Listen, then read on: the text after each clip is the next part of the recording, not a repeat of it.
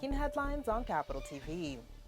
The prosecution now wants the ICC case against journalist Joshua Absang to be recharacterized to include individual criminal responsibility of crimes committed during the post-election violence.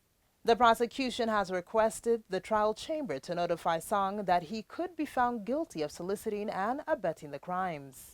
Sang had been charged with contributing to the crimes committed by a group of persons who had a joint common plan to commit crimes leading to the 2008 post-election violence.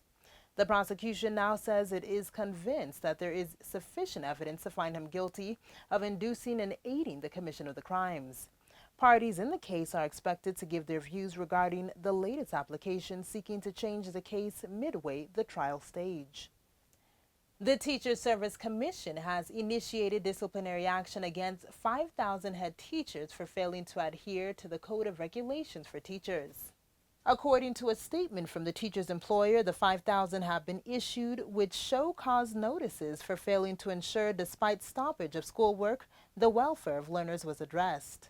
TSC reaffirmed its position as the employer, telling teachers to ignore the calls by the unions who were misleading them by urging them to participate in the strike. The commission also stated that it had interdicted 2 teachers who stormed Chavakali High School in Vihiga County, attacked students who were studying, injuring some in the process.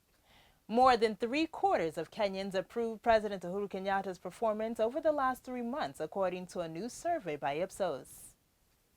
Lead researcher Tom Wolfe says the president's approval stems from the development of infrastructure, fight against corruption, and his interaction with ordinary Kenyans. At the same time, 93% of the 2002 respondents who approved his performance think that Kenya is headed in the right direction. However, despite the high rating and approval of the president's performance, Kenyans are still concerned about the high cost of living, followed by corruption, which they think is increasing, as well as high rates of unemployment. Though Kenya has made some progress in the fight against terrorism, some Kenyans are still concerned that it is an issue that bothers them. And that's a wrap up of the day's top stories. I've been your host, Angela Wambui. For more on these and other stories, make sure you like and subscribe on our YouTube channel at Capital FM Kenya.